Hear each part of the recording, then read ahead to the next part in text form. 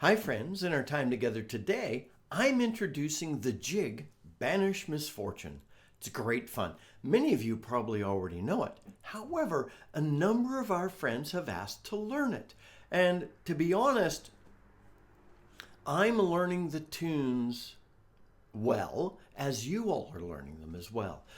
Some of these tunes I know ahead, but most of the tunes are tunes I just am aware of and love listening to, but have never sat down to learn.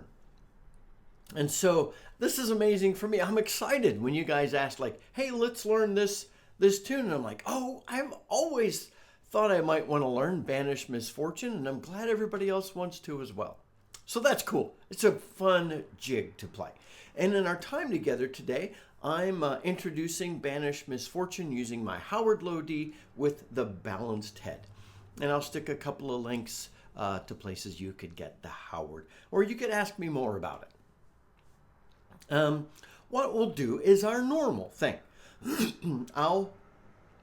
Banish Misfortune has three parts, an A, a B, and a C, and each repeats. So they say it goes A, B, B, C, C. See? Oh, that was bad. Dad joke. Or maybe for me, it's a grandpa joke.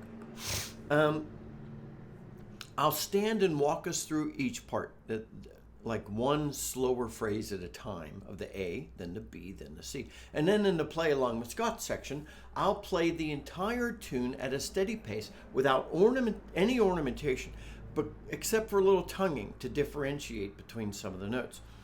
Because my goal is for you to hear and see me playing so that you could learn the tune better. That repetitious style is one of the best ways to plant a tune in your brain. It feels monotonous, but I guarantee you that playing every day, play it,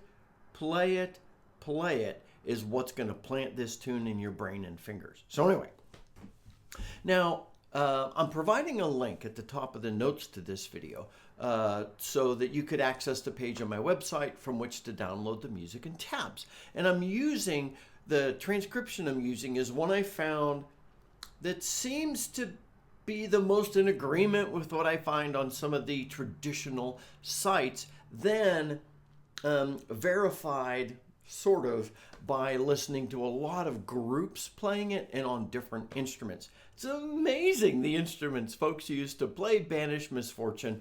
It is that popular worldwide. So if you know the tune, you will experience some variation in the setting I'm providing. That's perfectly fine. What I want you to do, though, is to learn the core of the tune. If you know the tune with a different core, great. Don't worry about it. You've probably heard the one or close to the one I'm introducing. We'll talk more about the tune. After the play along with Scott section, I'll chat about any difficulties I think you may experience, and then we'll have a brief ornamentation and expression conversation. My real ornamentation and expression conversation is going to come in a practice session in a couple of days after I get more of a chance to work on it. You see, I like us to focus on the core of the tune and then start ornamenting that, because if you don't know the core, then you're learning my ornamented version. I don't want that. I want you learning the tune, and then you could play your ornamented version. So after talking about ornamentation and expression, somewhere in there, I'll talk about the pace and then a bit on the history of the tune. So let me walk us through the A, B, and C parts. So here is the A part, one phrase at a time.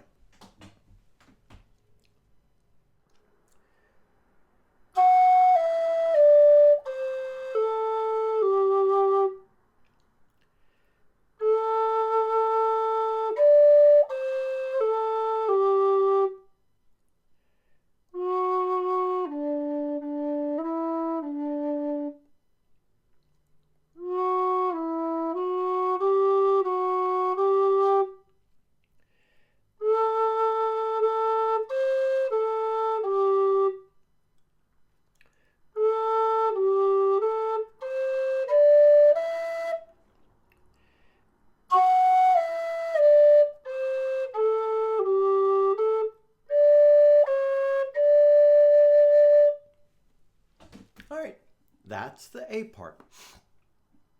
And I'll do the same with the B part. The B part seems to break a little more easily on the phrasing. You'll find that I broke it. It always felt like I was breaking it mid-phrase on the A part, but then some of the phrases get quite long, so that's why I broke it at each measure. Although I stuck the last two measures together. So here's the B part.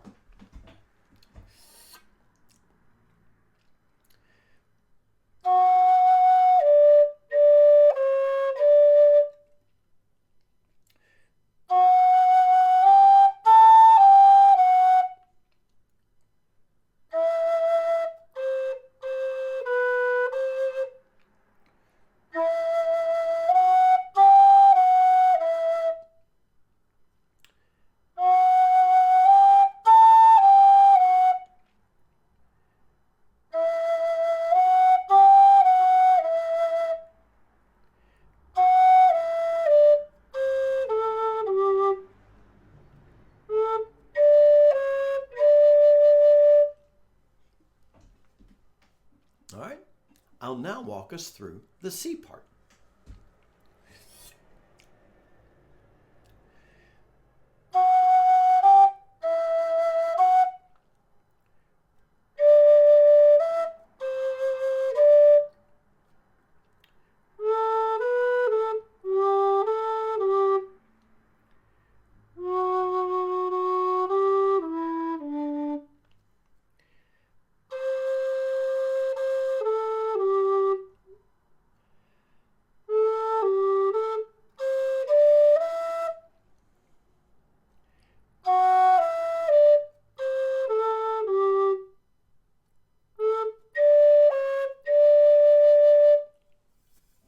All right, that's the A, B, and C part. Each repeats.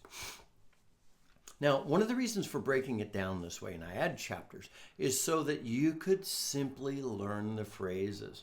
And then once you learn the phrases at a nice steady pace, it's easier to stitch them together at a faster pace.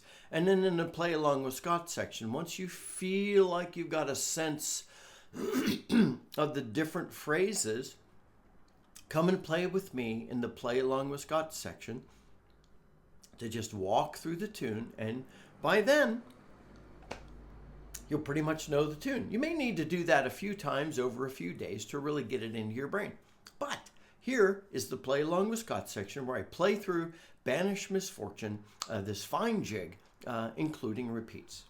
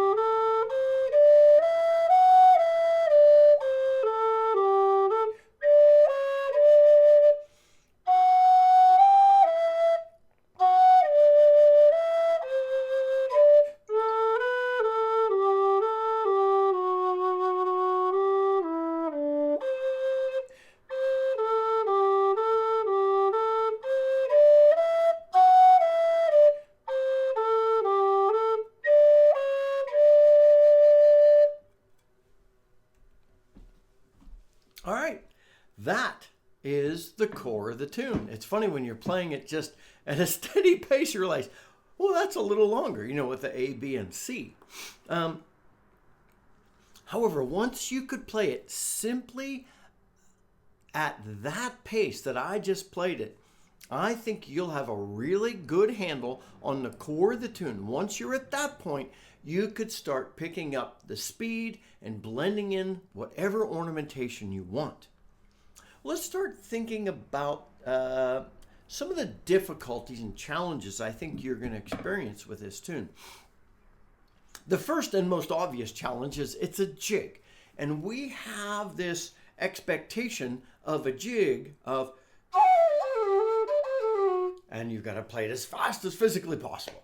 And I try to make that stumbly fast. And that's okay. It's fine for you to play it at the pace you're comfortable.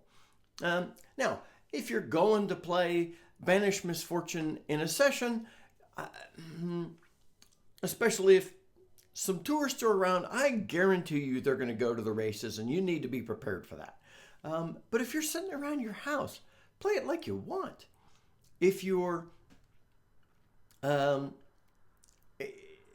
to go to like a normal folk place where you're going to to your local and somebody's gonna play there, I'd listen to how quickly they play it first to get a handle on that, and then work yourself up to it. You don't have to go to the races on some of these jigs. Sure, they're played fast. And in my practice session that I'm going to share in a couple of days, I'll talk more about pace. But your biggest challenge is pace. You are going to have to play the second octave A, but you walk up to it. You don't have to just hit it. So it's good that way. And I think it's important for you as you're practicing this, get the tune to where you can play it fairly smoothly. If you feel choppy when you're playing in a faster tune, you're probably going to really stumble on it. So get to where you're feeling pretty fluid with it.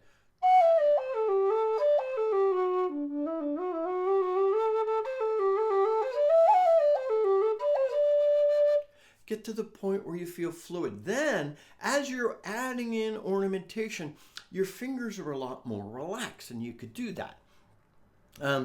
So those are the biggest challenges, I think.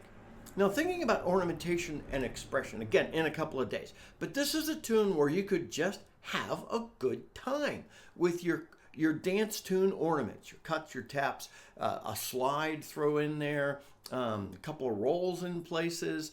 I want you to experiment with that. I really want you to spend the next couple of days learning the core of the tune. And but remember, there's a feel to music. So this music has this one, because it's written with a C natural, and the way the tune flows, that C natural has a feel.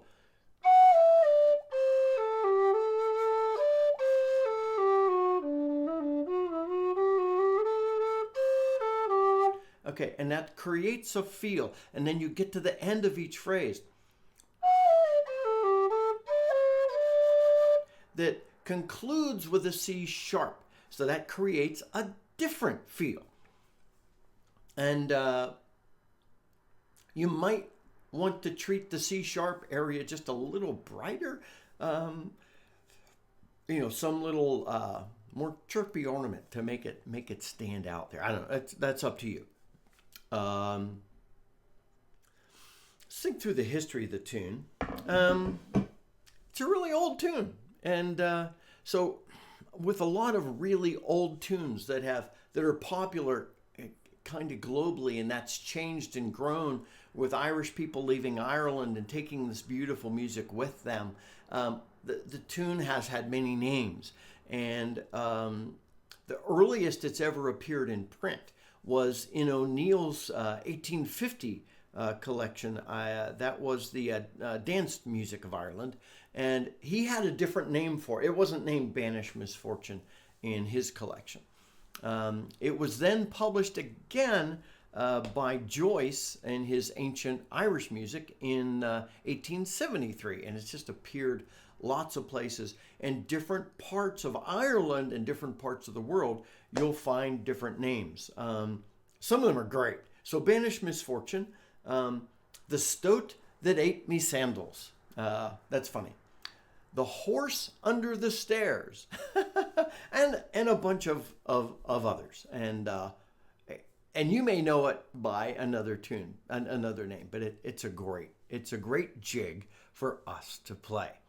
I hope you enjoy it and take advantage of the music and tabs that I'm making available if you like, and join me in a couple of days for the practice session. I hope you've enjoyed our time together with this beautiful jig. And if you're just checking us out, I'd love for you to subscribe. We have an amazing community of people learning to play the whistle together, focused on the low whistle and doing some high whistle and other keys as well. So until next time, this is Scott Shade. Happy whistling, friends.